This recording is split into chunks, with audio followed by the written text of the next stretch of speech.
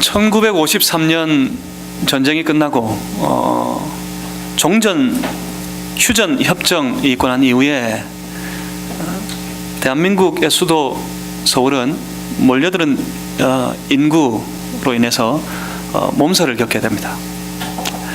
인구 집중 현상, 인구가 서울에 급증하는 현상이 삽시간에 벌어졌습니다.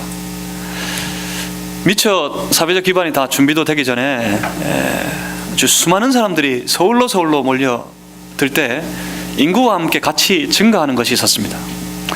그건 허가받지 않은 집, 무허가로, 그러니까 불법으로, 그리고 불량하게 세워진 많은 건물들이 서울 곳곳에 세워지게 됩니다. 이에 정부는 서민들의 삶의 터전이 너무 열악하고 어려운 것을 보고 일제히 무허가 불량 건물들 그것들을 정리할 것을 명령합니다.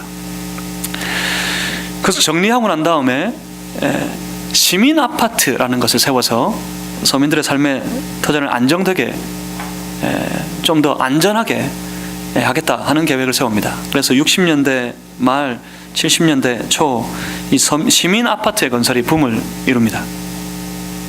그때 한 무면허 건설업자, 이 시민 아파트 건설이 참 돈이 될 것 같다는 생각을 했습니다. 그래서 한 무면허 건설업자가 당시 서울시장에게 막대한 금액의 뇌물을 주고 이 시민 아파트 건설권을 따내게 됩니다. 막대한 금액의 뇌물, 그 뇌물을 들였기 때문에, 그 돈을 들였기 때문에 당연히 그 아파트를 지을 때 그 건설비에서 그 뇌물을 보전하려고 했습니다. 그래서 그 아파트의 건축비가 평당에 10,000원도 채 안 되는 아주 부실한 공사를 하게 되었습니다. 기둥을 박을 때 기둥에 철근이 약 70여 개가 들어가야 하는데 단 6개만 넣고 그 위에 아파트 건물을 세웠다고 합니다. 언제 무너질지 모르는 위험천만한 그런 아파트였습니다. 보기에는 깔끔하고 깨끗하고 아주 멋져 보이는데 실상은 그 토대가 연약한 위험천만한 집이었습니다. 결국 그 아파트가 준공된 지 딱 3개월 만에 1970년 4월 8일 새벽 6시 30분, 아직 사람들이 그 잠자리에 채 일어나기도 전에 이 아파트가 와르르 무너져 버리고 맙니다. 34명이 죽었습니다. 약 40여 명이 큰 부상을 당했습니다. 그 사건이 여러분 기억나십니까? 아십니까? 바로 와우 아파트 붕괴 사건입니다. 짐승이 사는 우리도 아니고요, 그 안에서 사람들이 함께 가정을 이루고 온 가족들이 함께 꿈을 꾸고 행복을 만들어 행복을 세워가야 될 사람들의 집, 그 집을 짓는 일이었는데 당연히 훨씬 더 조심해야 하지 않았을까요? 집 짓는 일, 이건 너무 조심스러운 일입니다. 성경은 우리에게 또 다른 집을 소개합니다. 우리 함께 계속 읽었던 이 고린도전서의 말씀을 통해 사도 바울은 이미 그렇게 우리에게 밝힌 바 있습니다. 너희는 하나님의 집이라. 그리고 오늘 본문 10절에서 바울은 자신을 지혜로운 건축자와 같다, 그렇게 소개합니다. 그리고 다른 이들, 그 집을 세워가는 사람들이라고 그렇게 표현했습니다. 그리고 그들이 세우기를 원했던 그 집은 아직 완성되지 않았습니다. 오늘도 여전히 우리는 하나님의 집으로, 하나님의 거룩한 성전으로 세워져 가고 있고, 우리는 그 하나님의 집을 함께 세워가는 그런 사람들입니다. 하나님의 집, 그 집을 세우는 일, 그 일에 있어서 얼마나 더 조심해야겠습니까? 우리는 함께 하나님의 거룩한 집으로 세워져 가고 있습니다. 우리가 서로 함께 하나님의 집으로 세워져 갈 때 우리는 또 서로에게 얼마나 더 조심스러워야 되겠습니까? 하나님은 바울을 통해, 게바를 통해, 아볼로를 통해 복음의 씨앗을 뿌리고 그 위에 물을 주고 그 위에 집이 지어져 가도록 하셨습니다. 사도 바울은 자신과 그리고 자신과 함께하는 모든 동력자들과 주의 몸된 교회 모든 일꾼들을 향해 3장 9절에서 그렇게 말했습니다. 우리는 하나님의 동력자라. 그러니까 바울이나 게바나 아볼로나 다 더불어 씨앗을 심고 물 주고 이 집을 세우는 모든 일을 하는 일에 있어서 이것이 하나님과의 동력이라고 표현하고 있는 겁니다. 하나님과의 동력. 어쩌면 너무 거창하게 또 들립니다. 우리는 우리 지체들과 함께 동력하면서 주의 일을 이루어 간다 하는 말들을 자주 합니다. 우리끼리는 서로 귀한 동력자가 되고 심지어 가정에서 부부가 또 서로 귀한 협력자, 동력자가 되어서 가정을 또 튼튼히 세워가기도 해야 합니다. 그렇게 말합니다. 그런데 심지어 사도 바울이 지금 자신은 하나님의 동력자라고 그래요. 하나님이 우리와 동력하고 있다고 그래요. 하나님의 동력, 이 거창한 동력을 여러분 이해하시겠습니까? 하나님의 집을 짓기 위해 하나님과 동력하고 있다. 우리가 하나님의 집으로 세워져 가기 위해 내가 하나님과 동력하고 있다고 사도 바울은 그렇게 선포합니다. 왜요? 그렇다면 왜? 하나님은 왜 그 사람들과 동력하기를 원하셨습니까? 어떻게 이 거창한 하나님의 동력이 우리와 하나님 사이에 있단 말입니까? 무슨 일 때문에 그렇습니까? 이걸 기억해야 합니다. 우리가 반드시 기억하고 이 말씀 안에서 이 말씀의 일들을 함께 살펴봐야겠습니다. 바울을 통해, 게바를 통해, 아볼로를 통해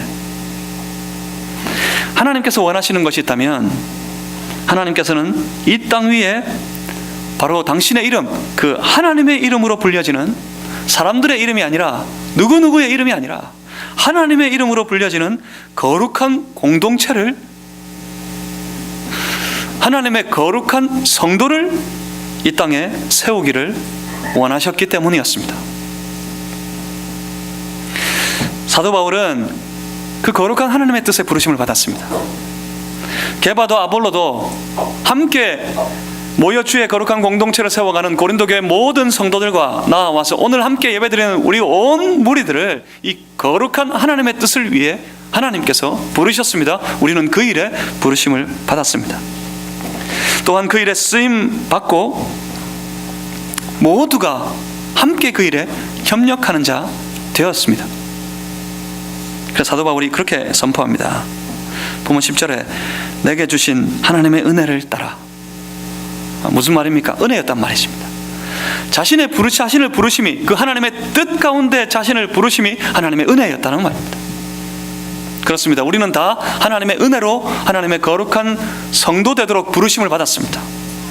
하나님의 은혜였습니다. 나 같은 자가 예수 믿게 되고 하나님의 백성, 하나님의 성도 되어서 심지어 하나님의 거룩한 성전이라 부르심을 받기까지 우리는 하나님의 은혜였습니다. 하나님의 은혜로 여기까지 왔습니다. 우리는 하나님의 은혜 안에 여기에 있습니다.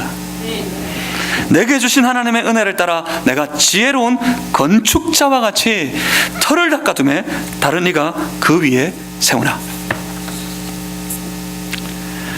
지혜로운 건축자, 하나님의 은혜로 지혜로운 건축자로 부르심을 받았고 그 위에 터를 닦고 함께 모두가 협력해서 그 위에 집을 세워가고 있다는 말입니다. 그럼 지혜로운 건축자가 어떻게 집을 세울까요? 어떻게 그 집을 지어야 할까요? 사도 바울은 그 지혜로운 건축자가 되어서 어떤 일을 감당했습니까? 본문을 보시면 사도 바울은 지혜로운 건축자로서 터를 닦는 사역을 했다, 그렇게 고백합니다. 터를 닦았다고요. 그는 터를 닦았습니다. 어떻게 해요? 터는 어떻게 닦죠? 뭐 공구리를 치고 뭐 그럽니까? 그가 닦은 터, 그가 터를 닦은 모든 사역들을 그것이 무엇이었겠습니까? 아마도 그건 자신이 고린도 지역에 처음부터 지금까지 전하고 있는 복음을 의미하는 것 같습니다. 바로 그것입니다. 바로 그 복음이, 사도 바울이 처음부터 전한 그 복음이 주의 몸된 교회 공동체의 터를 이룹니다. 하나님의 거룩한 성도로 부르심을 받은 우리 성도된 우리의 삶의 터가 바로 이 복음입니다. 그리고 그 복음이 교회의 터 위에, 우리 성도된 우리의 삶의 터 위에 견고하고 튼튼할 때 우리는 더 안전한 집, 더 건강한 집으로 하나님 앞에 세워져 갈 수 있습니다. 그 터가 무엇입니까? 그 복음이 무엇입니까?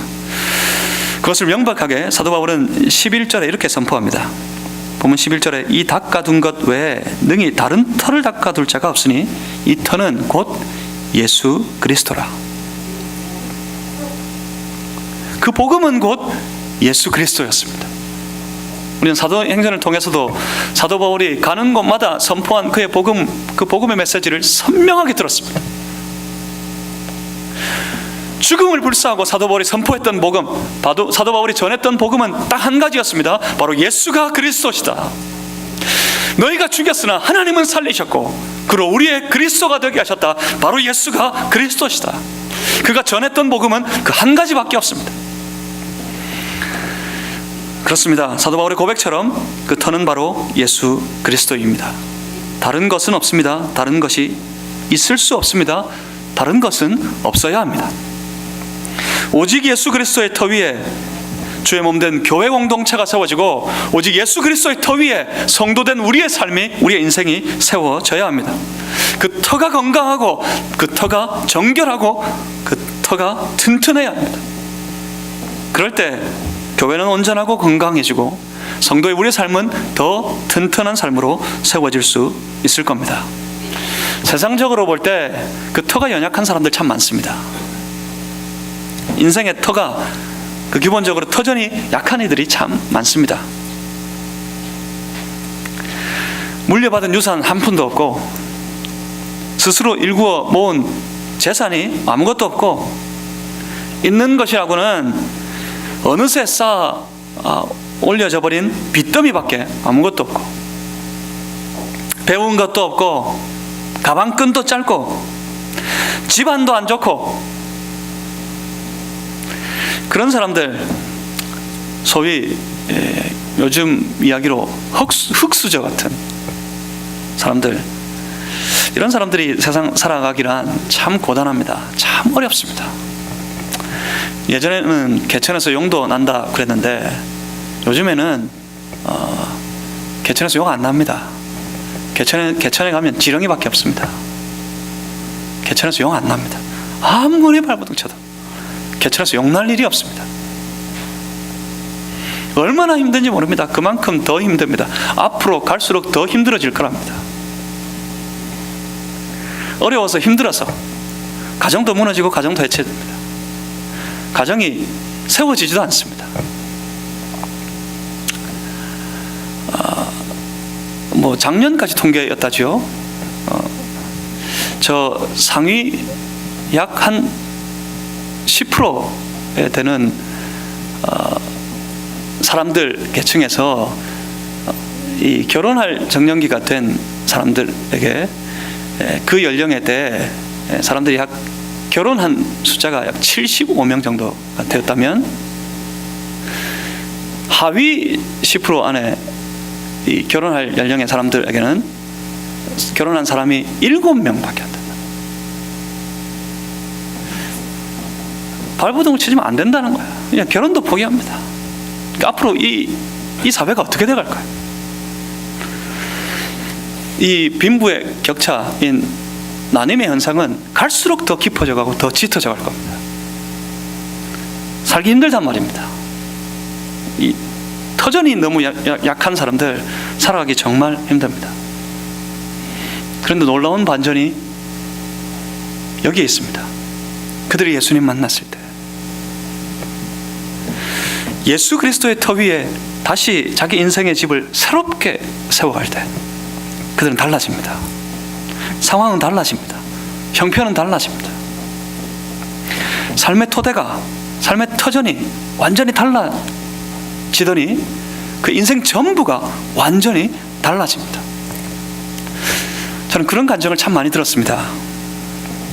사업이 부도가 나서 장사가 다 망해가지고 빚더미에 앉게 되고 도무지 소망이 안 보여서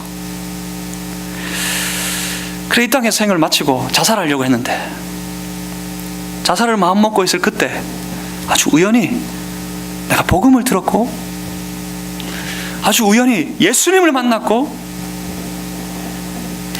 그 예수님 때문에 내 삶의 모든 것이 다 변해버렸습니다.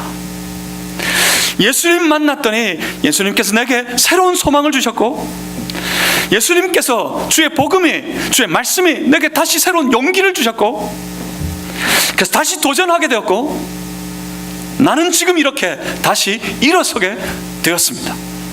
이렇게 간증하는 사람들 많이 들었습니다. 또 어떤 사람은 사고로 인해서 팔다리를 한꺼번에 다 잃었어요. 삶의 소망이 다 끊어져 버렸습니다. 희망이 안 보일 그때 그 사람은 예수님을 만납니다. 예수님께서 일어설 수 없는, 다리가 다 끊어져 일어설 수 없는데 예수님께서 나를 다시 일으켜 세워주셨고, 내 삶에 새로운 소망을 허락해 주셔서 내 인생은 그 이후로 완전히 달라졌습니다. 그렇게 고백하는 많은 이들이 있습니다.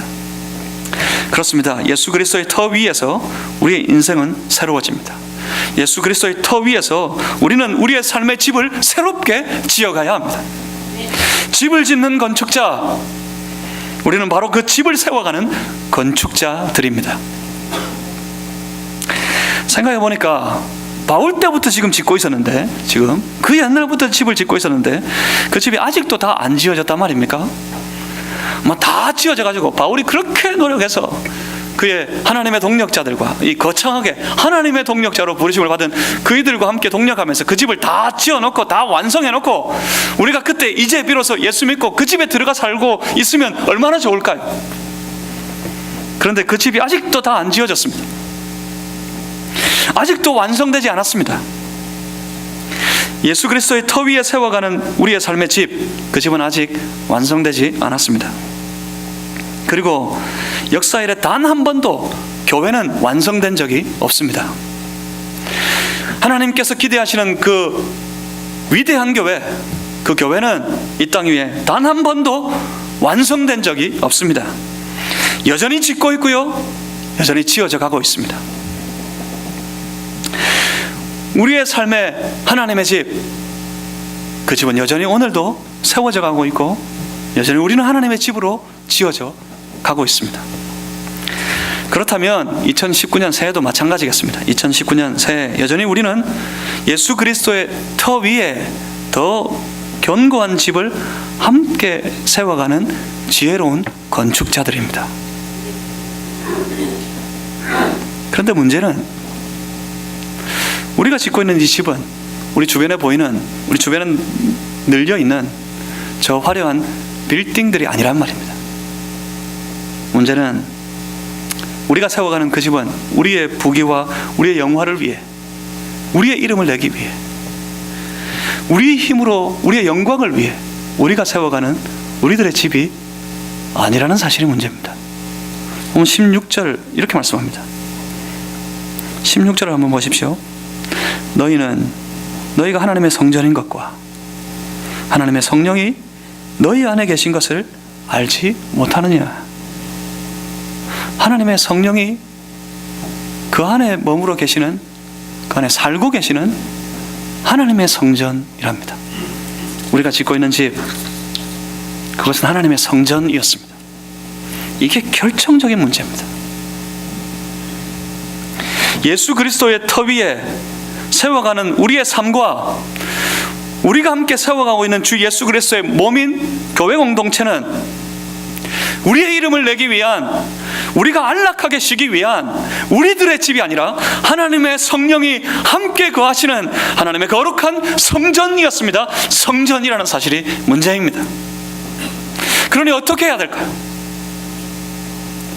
사람이 그저 제 이름으로 제 입을 채우기 위해 살아가는 그 집을 세울 때도 얼마나 조심해야 되는데, 주의 성령으로 함께 살아가는 하나님의 거룩한 성전을 우리가 오늘도 짓고 있고 오늘도 지어져 가고 있고 우리가 함께 세워가고 있다면 우리의 삶은 얼마나 하나님 앞에서 더 조심해야 될까요?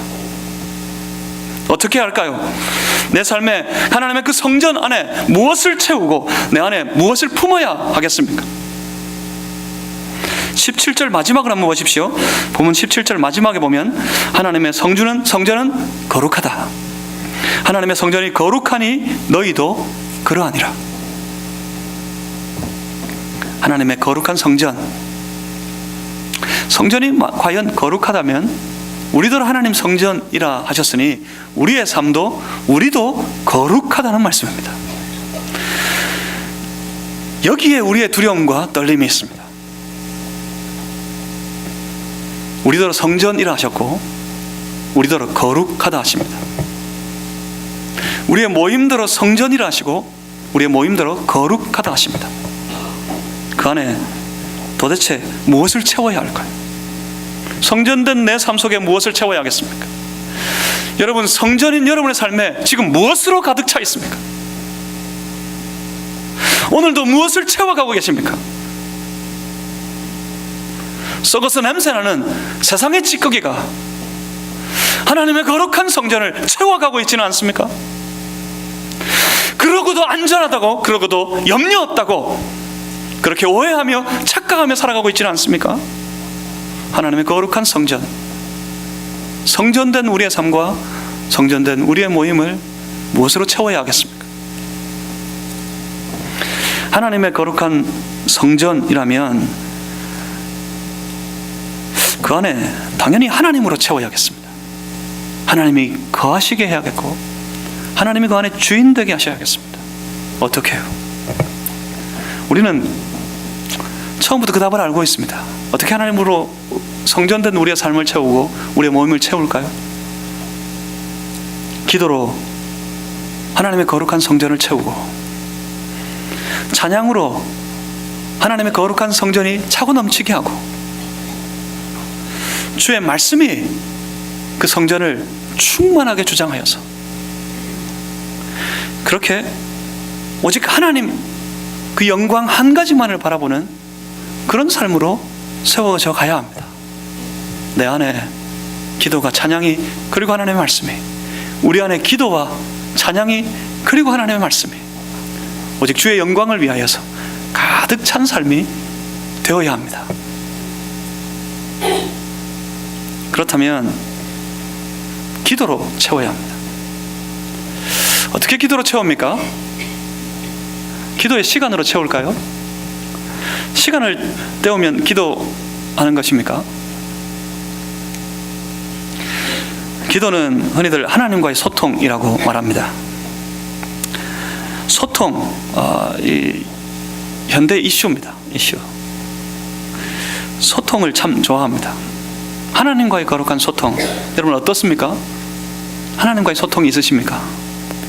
하나님과의 소통이 뭡니까? 하나님과의 소통은 나의 주장을, 나의 일방적인 요구를 하나님께서 들어주시는 것, 그것이 아닙니다. 우리가 그렇게 기도할 때가 참 많아요.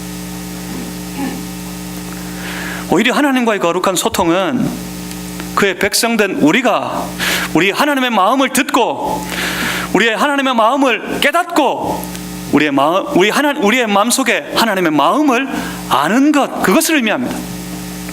내가 하나님을 듣고 하나님을 깨닫고 하나님을 아는 것, 성도는 하나님과의 소통의 삶을 통하여서 더 하나님을 알아가야 합니다. 더 하나님의 마음을 알아가야 합니다. 하나님의 뜻을 알아가야 합니다. 기도는 그런 겁니다. 하나님을 느끼고 기도하면서 하나님을 누리고 기도 중에 하나님을 경험하는 그런 기도의 삶을 하나님 앞에서 살 수 있어야 합니다. 그렇게 하나님의 마음을 알아서 그 하나님의 마음이 하나님의 뜻이 우리의 마음 속에 소망이 되고 소원이 되어서 그 소망 가지고 그 소원 가지고 하나님 앞에 엎드려 부르짖어 기도하면 너희가 내 안에 있고 내 말이 너희 안에 있으면 하나님의 뜻대로 무엇이든지 원하는 대로 구하면 말씀은 우리에게 약속합니다. 모든 것이 이루어지리라. 모든 것을 이루어 주리라. 그렇습니다. 그런 기도는 반드시 응답을 받습니다. 그 기도가 여러분의 삶에 다 충만하게 채워지시기를 주님의 이름으로 소망합니다. 찬양으로 채워야 합니다. 하나님의 성전된 우리의 삶을 하나님을 향한 찬양으로 채워야 합니다. 찬양은 노래하는 것 아니라고 그랬습니다.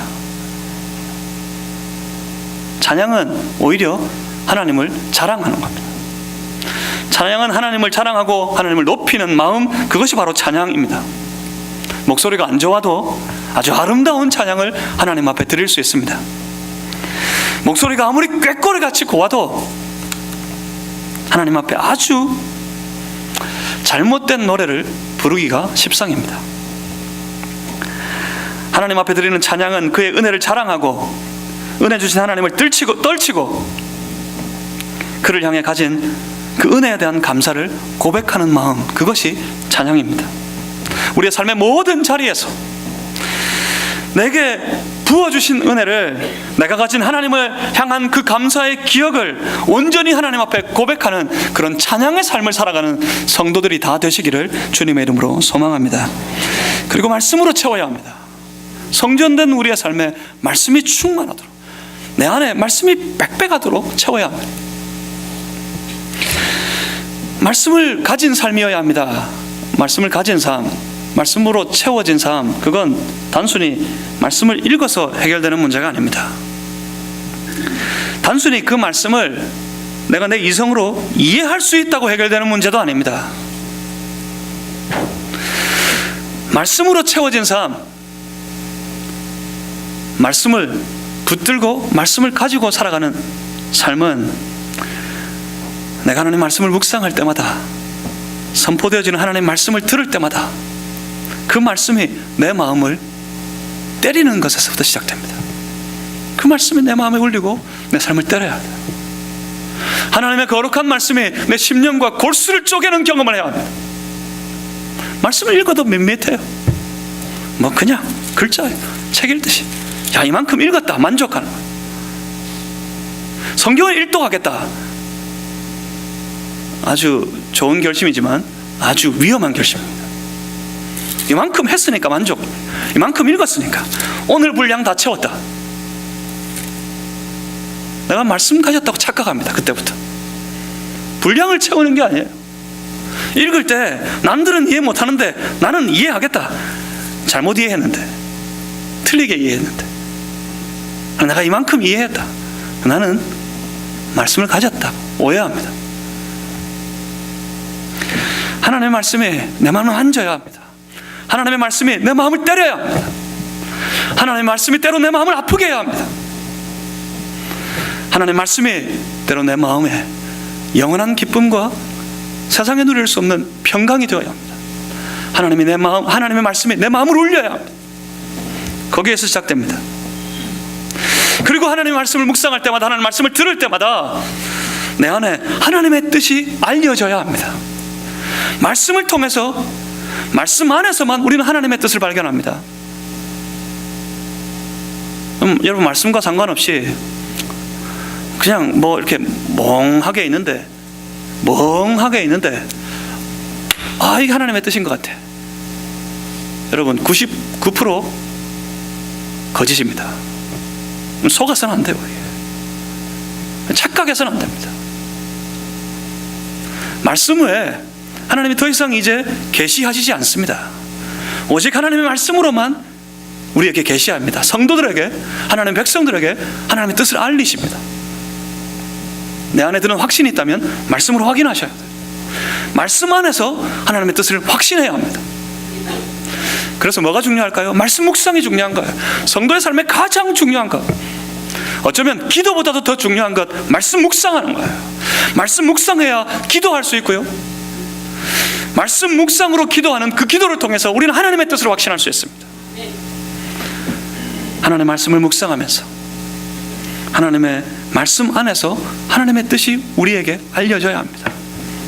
기꺼이 소원할 때 우리 안에 계신 하나님의 영 성령께서 그 말씀을 통해 하나님의 뜻을 확신할 수 있도록, 깨달을 수 있도록 도와주시고 있습니다. 염려하지 말고 말씀 묵상하고 말씀 듣고 말씀 생각하고 말씀 따라서 그렇게 살아 그 말씀 안에서 하나님의 뜻을 발견하려고 하셔야 합니다. 그리고 그 말씀이 우리의 삶을 지도해야 합니다. 하나님의 뜻인 줄 알았어요. 웬만하면 우리가 압니다. 웬만하면 하나님의 뜻이 뭔지 압니다. 이게 하나님의 뜻이야, 그렇게 생각도 합니다. 그 다음에 어떻습니까? 안 합니다. 한 발도 안 나갑니다.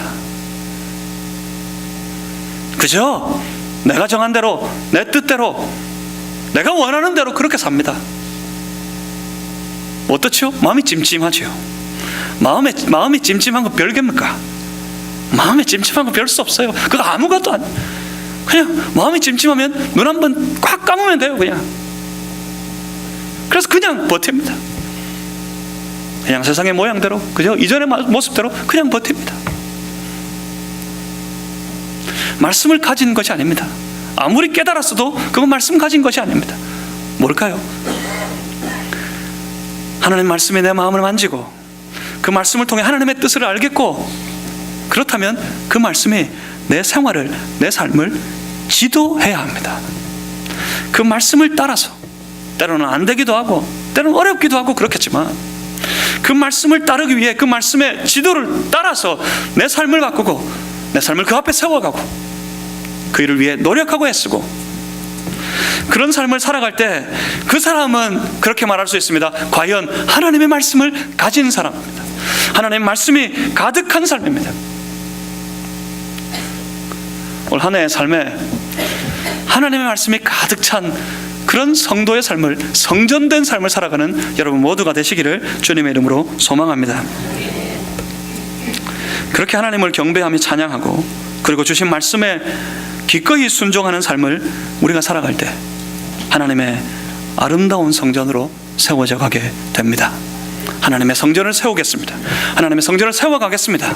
하나님의 성전된 우리의 삶을 더 조심스럽게 잘 가꾸고 잘 세워가는 여러분들 다 되시기를 주님의 이름으로 소망합니다. 어떻게 해요? 어떻게 해야 된다고요? 결국 본문에서 사도 바울이 전하는 가장 중요한 메시지 한 가지가 있습니다. 예수 그리스도의 터 위에 집을 짓는 건축자된 우리, 온 교회와 온 성도들, 그들을 향해 하고 싶은 이야기가 딱 한 가지 있습니다. 사도 바울이 선포하는 것, 이 집을 지을 때, 이 거룩한 하나님의 성전을 세워갈 때 더 멋지게 지어라, 더 화려하게 지어라, 더 높이 쌓아 올려라, 그렇게 말하지 않습니다. 그것보다 더 중요한 것이 여기 한 가지 있습니다. 보면 10절 저 후반절을 읽어보겠습니다. 그러나부터 한번 읽겠습니다. 10절 마지막에 그러나부터 우리 다 같이 한번 읽겠습니다.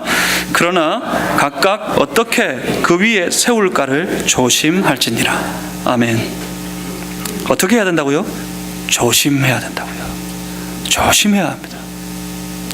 집을 짓는 건축자로서 특별히 하나님의 성전을 건축하는, 세우는 건축자 되어서 주의 날 이 집을 건축하는 삶을 열심히, 온 평생 열심히 살아가다가 주의 날 주님 앞에 섰을 때 지금까지 쌓아 올렸던 모든 공력들이 다 들어가지 않도록,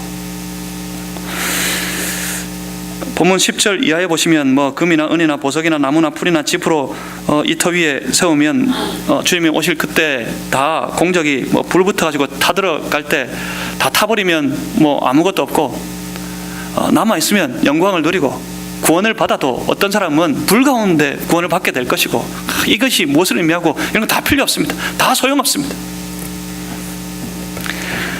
무엇을 의미하는 걸까요?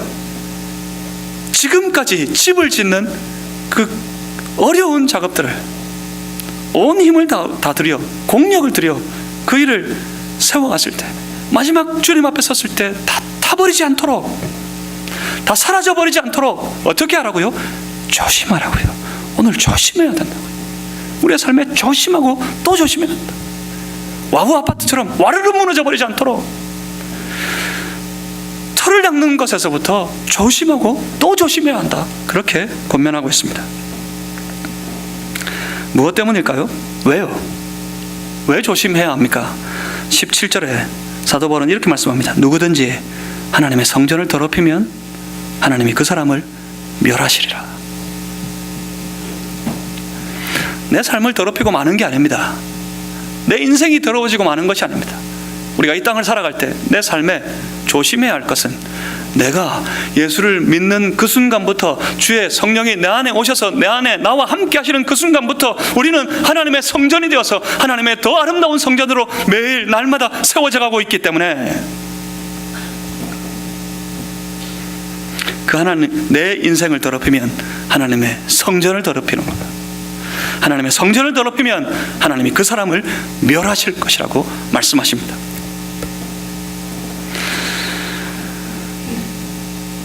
하나님의 성전이 되었고, 또한 우리는 함께 성전된 모든 무리들이 모여 세워가는 아름다운 교회 공동체, 하나님의 성전을 세워가는 건축자가 되었기 때문에 그 성전을 건설하는 그 위대한 사업 앞에 그 성전을 더럽히지 않도록 또 조심하고 조심해야 한다, 사도 바울은 도전합니다. 그런데 이 조심하라 하는 말, 지금 조심해야 한다, 어떻게 세울지, 그 성전 앞에서, 그 세우는 위대한 사업 앞에서 조심해야 한다, 그러면서 17절에서는 이렇게 말합니다. 성전을 더럽히면 그 사람을 멸하실 것이다, 하나님께서. 이렇게 말씀하는 이 상황들을 주의 깊게 살펴볼 필요가 있습니다. 바울의 지적하는 것이 뭘까요? 바울이 고린도전서 편지를 쓸 수밖에 없었던 이유,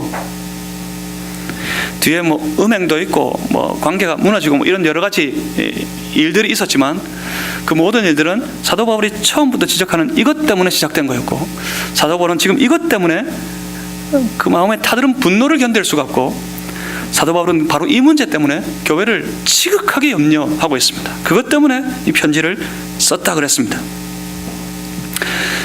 그 문제를 안고 있는 고린도 교회 성도들에게 이 편지를 보내면서 조심해야 한다, 성전을 더럽히면 하나님께서 그 사람을 멸하실 것이다.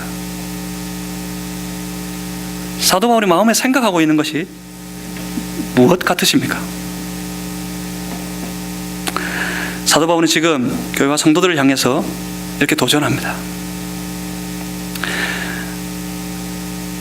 고린도 교회, 그 위대한 하나님의 성전을 너희는 지금 더럽히고 있다 하는 말입니다. 무엇 때문이었습니까? 3장 3절에 우리가 읽은 바처럼 그들 안에 있는 문제는 명백하게 한 가지입니다. 너희 가운데 시기와 분쟁이 있으니 너희는 아직도 육신에 속한 자들이다. 시기와 분쟁.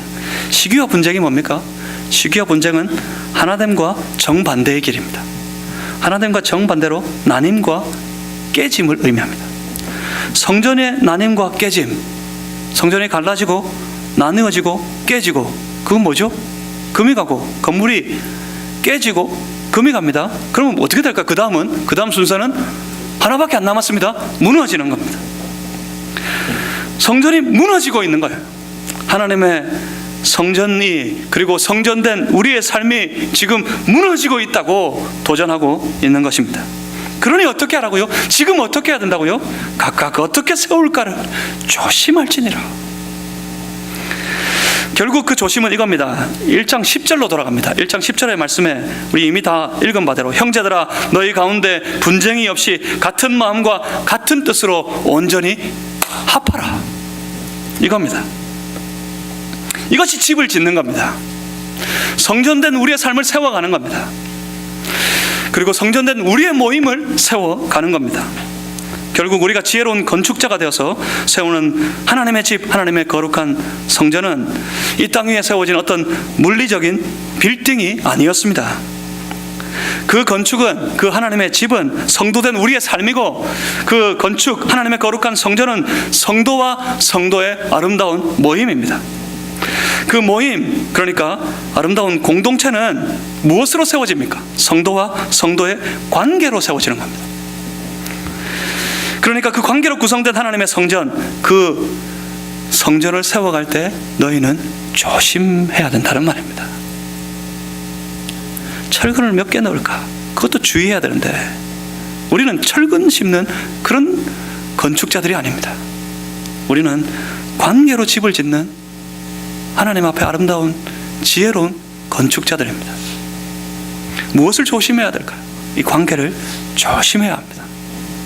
여러분의 모든 주변의 삶의 관계를 조심하셔야 합니다. 성전으로 살아가는 여러분 사회 현장에서의 모든 삶의 관계를 조심하셔야 합니다. 내가 욕먹는 것이 아니에요. 하나님의 성전이 욕먹고 하나님의 욕먹어요. 우리의 관계를 조심하셔야 됩니다. 우리가 금이 가는 것이 아니에요. 하나님의 성전이 금이 가고 더럽혀지고 무너져가고 있습니다. 조심해야 합니다. 조심한다는 것이 뭘까요? 조심하는 것, 이건 시기와 분쟁과 지금 고린도 교회는 관계가 있습니다. 시기와 분쟁으로 다툼은 만들어지고 그 다툼은 깨지고 깨짐으로 무너집니다. 그와 정반대로 더 조심하는 것은 무엇입니까? 조심한다는 것은 우리의 말을 조심하고 우리의 행동을 조심하고 우리의 삶을 조심하는 것, 그건 이것으로 나타나야 합니다. 용납과 수용으로요. 용납과 수용은 뭡니까? 붙이는 접착제예요. 우리의 깨진 모든 삶의 관계를 붙이는 접착제가 필요합니다. 금이 갔으면 붙여야죠. 아주 긴급하게 공사를 해서라도 붙여야 됩니다. 용납과 수용으로 붙이고 싸매고 회복시키는 일, 그것으로 우리는 조심스럽게 하나님의 성전을 예수 그리스도의 터 위에서 더 견고하게 세워가야 합니다. 그렇습니다. 주변에 이 시기와 분쟁의 마음, 오늘 현대인들에게 이 다툼의 마음이 꽉 차 있어요. 현대인들의 삶의 모양을 보면 다툼의 영으로 살아가는 것 같아요. 다툼의 영에 붙잡혀가지고 모든 삶의 현장에서 시기와 분쟁으로 다툼 가운데 살아갑니다. 착각합니다. 이 다툼이 경쟁이라고 착각해요. 그 다툼의 경쟁은 다 죽습니다. 다 무너집니다. 사회가 함께 죽어가고 있다고요. 시기와 분쟁의 마음으로 그 다툼의 영에 붙잡혀 한 해를 살아갈 수 없습니다. 우리는 예수 그리스도의 터 위에 새 집을 짓습니다. 예수 그리스도의 터 위에 하나님의 집을 세워가고 있습니다. 예수 그리스도의 터 위에 우리의 인생을, 우리의 삶을 하나님의 거룩한 성전으로 세워가고 있습니다. 사회 속에서나 집에서나 교회에서나 언제나 화목하고 언제나 사랑하면서, 서로 사랑하면서 서로를 수용하고 서로를 용납하고, 부모가 자녀를 수용할 수 있어야 되고 자녀가 부모를 용납할 수 있어요. 그래서 그것도 어려운 시대가 됐어요. 주의 몸된 교회, 아름다운 공동체를 세워갈 때 지체가 지체를 서로 수용하고 용납하고, 그렇게 주의 몸된 교회를 세워갈 때 어떻게 해야 됩니까? 더 조심해야 합니다. 조심이 없어져요. 조심하고 또 조심해야 합니다. 그렇게 우리의 집은, 그렇게 우리가 세우는 하나님의 거룩한 집, 하나님의 성전은 더 아름다워져 가게 될 겁니다. 우리가 조심하는 것만큼 성전된 우리의 삶은 더 아름다워집니다. 성전된 우리의 모임은 더 거룩해지고 더 튼튼해집니다. 어떻게 우리가 서로를 세울까? 더 조심하는 한 해가 되시기를 주님의 이름으로 소망합니다. 서로 더욱 조심스럽게, 내 인생을 더 조심스럽게 하나님 앞에서 더 성실하게, 더 깨끗하게, 더 정결하게 내 인생을 조심스럽게 세워가야 하겠고, 하루하루를 조심스럽게 살아야 하겠고, 우리의 모임을 더 조심스럽게 더 견고하고 튼튼한 하나님의 집으로 잘 세워가는 우리의 성도들 다 되시기를 주님의 이름으로 축복합니다. 기도하겠습니다.